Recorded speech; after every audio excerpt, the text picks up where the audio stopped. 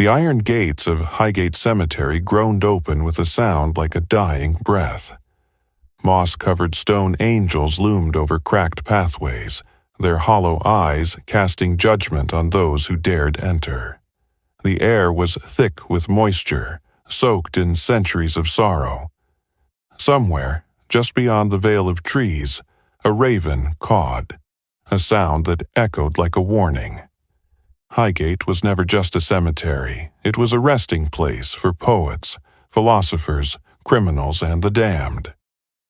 Nestled on a hillside in North London, the cemetery opened its gates in 1839 to solve a crisis of the time: death. Victorian London was overwhelmed by corpses. With overcrowded graveyards and unsanitary conditions, the city needed a solution. Highgate was one of the magnificent 7 garden cemeteries created to bring beauty, order, and a touch of nobility to death. But beauty fades, and what remains festers. As years turned into decades, nature began reclaiming Highgate. Vines crept up headstones, tombs caved inward. The silence became oppressive. What was once a tranquil necropolis grew into something sinister, an open wound on the city's soul. Locals whispered of shadows that moved when no one walked the paths, of sudden chills even in summer heat, and of strange figures glimpsed in the fog. Grave robbers and vandals were blamed at first, but the stories kept piling up. People weren't just imagining things. Something was wrong with Highgate, something very old and very angry. Among the earliest stories was that of a grieving mother who visited her son's grave every week after his death in 1841. She spoke of voices calling her name, soft at first, then louder. One evening, she never returned. Her body was found sprawled across the tomb, her face frozen in horror, hands clawing at her own throat. No cause of death was ever identified. Then came the tale of the silent bell. In the East Cemetery, a mausoleum held a rusty bell once used for emergencies. Buried alive victims could ring it if they awoke in their coffin. One night in 1857, the bell rang. When groundskeepers opened the tomb, it was empty. The coffin was sealed tight. The bell had no string attached. It never rang again. At least not during the day. But the most disturbing legend lay buried deeper, beneath the foliage, beneath the centuries of dust and decay. Whispers of an ancient evil tied not to the cemetery, but to the land itself. Some claimed it predated the Romans. Others said it was summoned by occultists who once held midnight rituals in the crypts. Whatever it was, it had taken root. And by the 1970s, it would awaken. It began with a single letter. In February 1970, the Hampstead and Highgate Express published a letter from a local man named David Farrand. In it, he claimed to have seen something in Highgate Cemetery, a tall, dark figure with piercing red eyes that seemed to glow in the moonlight. He described a freezing chill in the air, an oppressive silence, and a sense of overwhelming dread that nearly paralyzed him. It might have ended there, a local oddity, a ghost story meant for a single issue. But then more letters came, dozens of them. People from all walks of life. Teenagers, elderly couples, even a former police officer, wrote in to say they too had seen something. Some described the same figure. Others spoke of being chased by shadows, of hearing whispers, of the earth moving under their feet as if something were crawling beneath the graves. The press latched on. Paranormal investigators descended upon Highgate. The story took on a life of its own, and within weeks, North London was gripped by hysteria. The media dubbed it the Highgate Vampire. Eyewitness accounts. One of the most detailed testimonies came from a schoolgirl named Lucy Klein. She and two friends had taken a shortcut through the cemetery late one evening. "It was a dare," she said. "They wanted to prove they weren't afraid of ghosts." But midway through the overgrown path, something changed. The wind stopped. The air grew thick. And then, between two tombstones, they saw him. He was tall, well over 6 feet, and his coat flapped even though there was no breeze. His face was pale, almost corpse-like, and his eyes burned red. The girls screamed and ran. Lucy swore the figure didn't walk, but glided after them, silent as death. She tripped. When she looked up, it was gone. The next morning, Lucy had 3 thin scratches on her neck. Another man, a caretaker named George Melville, refused to speak publicly but privately, told his family he'd seen coffins opened from the inside. He'd quit his job shortly after, citing something unnatural living among the graves. Media frenzy and vampire hunters.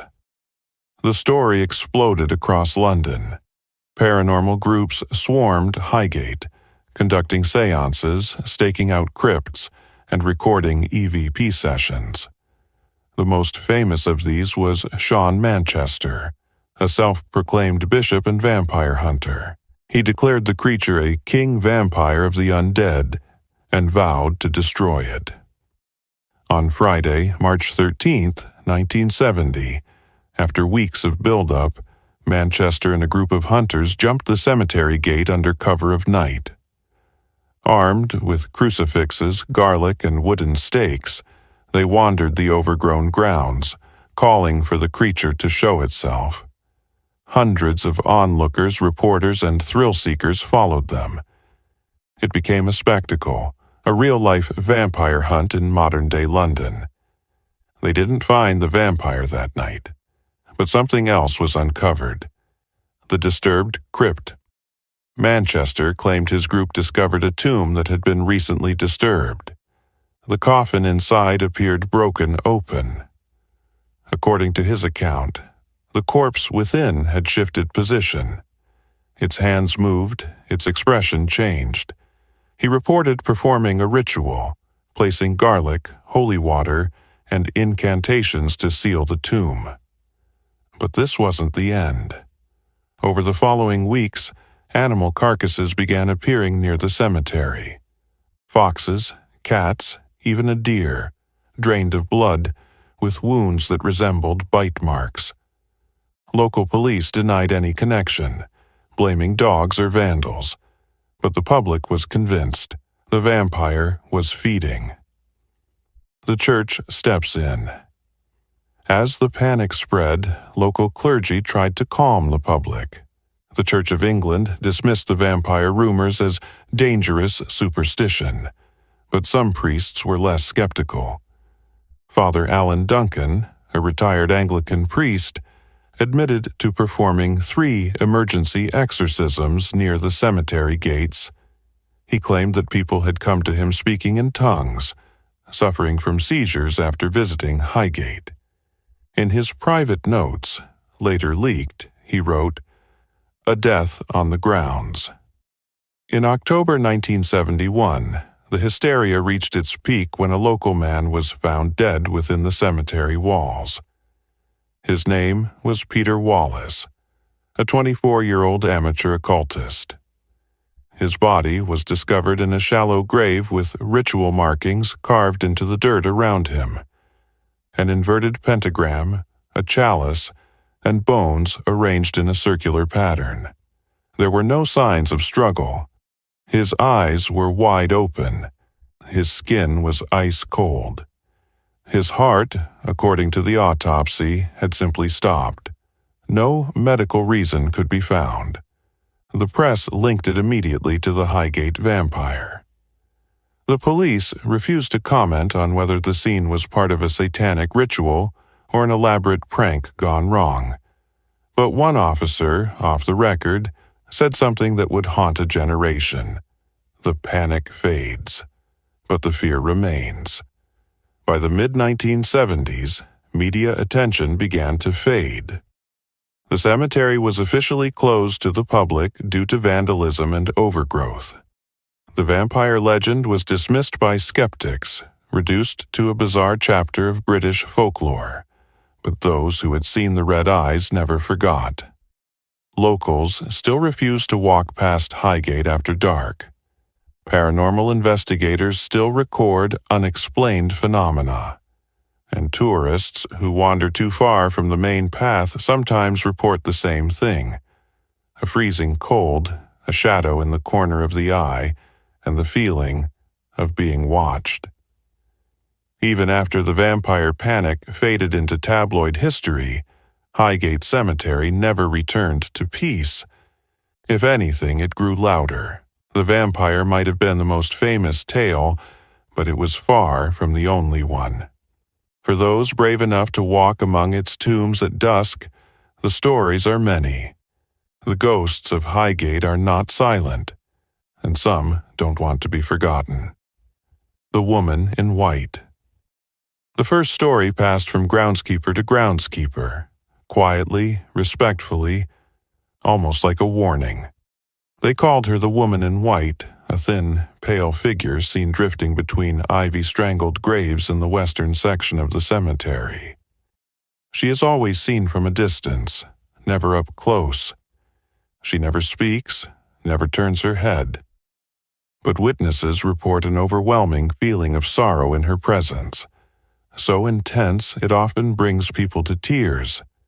Some believe she's the spirit of a widow buried next to her infant child, both taken by the 1853 cholera outbreak. A tourist from Canada captured a photo in 1999 showing a white figure behind her family, half hidden by a monument. The film negatives were examined. No editing, no tricks. Just a silent woman staring toward the lens, though no one saw her at the time. The Nun with No Face, one of the oldest and most terrifying legends, is that of the faceless nun, often reported near the Lebanon Circle. She walks slowly, always clutching a rosary. From a distance, she seems peaceful, even comforting. But those who see her up close describe something unnatural, a face blurred, like smoke or static. Some claim to see empty sockets where eyes should be. Others see only a blank void, like she's not fully there. In 2006, a man filming an amateur horror project inside the cemetery collapsed on set. When recovered, he was incoherent, mumbling in Latin, despite never having studied it. In interviews later, he could only say one thing: the phantom cyclist. During the 1980s, multiple people began reporting a strange figure on a bicycle. At first, it seemed like a prank. A man in early 1900s clothing riding an old-fashioned penny-farthing bike down the sloped cemetery paths. But then he started vanishing. Witnesses would follow him around a corner, only to find nothing there. No tire marks, no sound of pedaling. Nothing. A retired history professor later matched the description to a real man, Edward Haversham, a gravedigger who died in 1908 when his bicycle hit a gravestone during a late-night ride. He broke his neck on impact, just meters from where people now report seeing the ghostly cyclist. EVP, Recordings and Paranormal Investigations. Highgate has long been a target for paranormal researchers. With permission from the Friends of Highgate Cemetery Trust, several groups have entered the grounds with high-end recording equipment, EMF detectors, and spirit boxes. One of the most infamous sessions was conducted by the Camden Ghost Society in 2013. The group spent 3 nights in the West Cemetery recording audio near the Circle of Lebanon. On the second night, around 2:44 a.m., their spirit box picked up a series of chilling messages. One of the investigators reported feeling a crushing weight on her chest during the recording. She had to be carried out of the cemetery and later received treatment for stress-induced arrhythmia. The audio clip remains public, although heavily debated.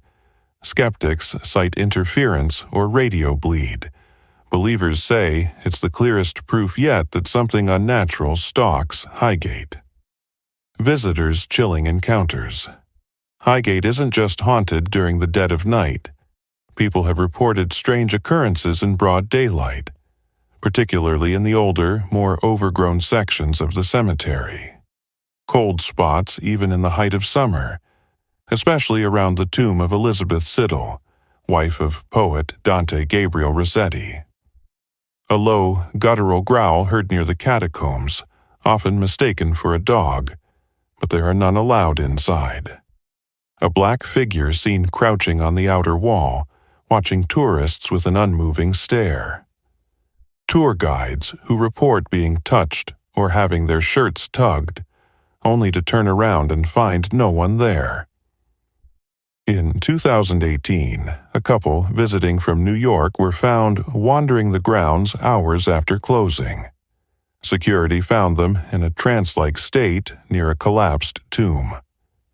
When questioned, they claimed they'd been following a child who disappeared behind a tree.